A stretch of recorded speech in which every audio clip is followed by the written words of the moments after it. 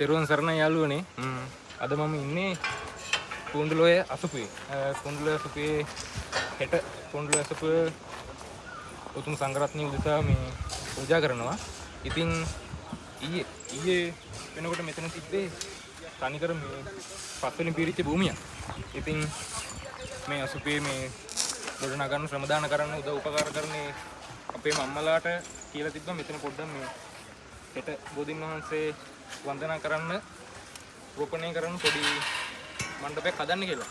ඉතින් ඔයාලා බලන්න හිතලා ඒ අම්මලාගේ ශ්‍රද්ධාව ගැන මෙතන කියලා තිබ්බේ සාමාන්‍ය පොඩි බෝධින් වහන්සේ වන්දනා කරන්න පොඩි මණ්ඩපයක් හදන්න. ඒ වුණාට ඒ අම්මලා මේ ළඟ තිබිච්ච ගල් එකතු කරලා තමත් ලස්සන බෝධින් මණ්ඩපයක් හදලා තියෙනවා. ඉතින් මේ හිතලා බලන්න මේ බෝධින් වහන්සේ නමක් රෝපණය කරන මණ්ඩපයක් හදන ඒ පින ඒ අම්මලාට සසර පුරාවටම ඒ පින උපකාර වෙයි මේ කරපු පින.